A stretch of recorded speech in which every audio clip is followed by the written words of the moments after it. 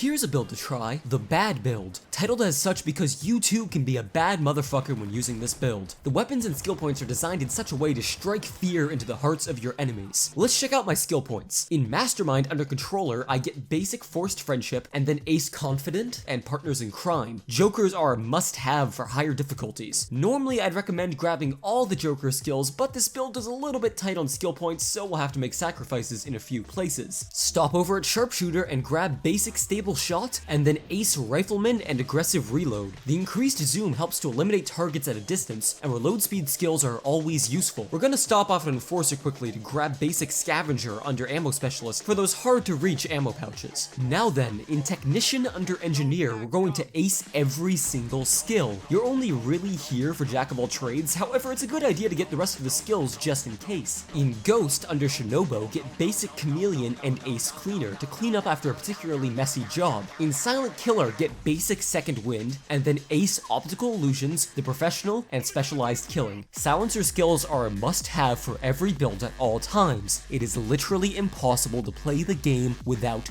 silencer skills. Get them or else. We're also acing Unseen Strike. Moving on, this build does require a little bit of DLC. In order to progress, you'll need the Armored Transport Heists, Weapon Pack number 1, the Mod Courier Pack, the Gauge Assault Pack, the AK/Car Mod Pack, the Goat Simulator Heist, the Sydney Character Pack, the Biker Heist Pack, the Gauge Spec Ops Pack, the Scarface Character Pack, the John Wick Heists, the Completely Overkill Pack, and Hotline Miami 2 Deluxe Edition. If you live in Australia, I'm afraid this build will not function for you and you'll have to uninstall the game now. For the Pre-Miri weapon, you'll want to use the Isma Shotgun modded as such, Flaketti rounds, the Short Barrel, an Accuracy Reduction Boost Reduction, a Single Fire Lock, an Assault Light, the Aluminium Grip, the Seymour Sight, and the Contractor Stock. With these modifications, we turn the Isma from a mediocre auto shotty into a long-distance head-popping machine. For the secondary weapon, we'll be using the Compact 5 modded with the Funnel of Funnel nozzle, a Team Boost, an Auto Fire Lock, Sure Is Cool Barrel, an Assault Light, the Straight Magazine, the Reckon Science Sight, and the Bare Necessities Stock.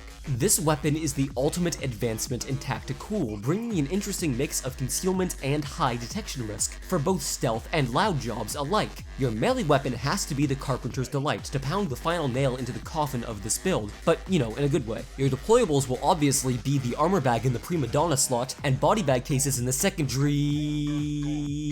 For armor, be sure to equip the Flak Jacket as it strikes a balance between survivability and movement speed. The perk deck for this build will be Kingpin as it is objectively the best perk deck. The throwable will be Throwing Axes as they're objectively the best throwable. For characters, be sure to play as Sydney as she is the best waifu. And finally, a build this terrifying needs a mask to go with it. For this build, you're required to use the Mega Chains mask with the Goat Eye material, Mater pattern, and bright yellow/black colors. Now this build is ready for one down. So, how does this build work?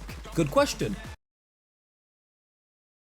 For close to medium range, you'll want to stick to the Compact 5, as the recoil is manageable enough to suffice at most ranges. At extreme distances, you'll want to use the Isma, although heavier targets may take some extra shots. If you're feeling scared or alone, remember you have an Assault Light to brighten up the room. Be sure you don't forget to equip your Flak Jacket, or else this build will suffer a little bit. And that's just about it. By the time you've finished watching this video, you'll already have your one-down mask using this build. Now I'm gonna go try to make silencer skills work on the Bronco while sucking Overkill's dick and forcing this video to be 10 minutes long for sweet YouTube money. Take for watching, and thanks for easy.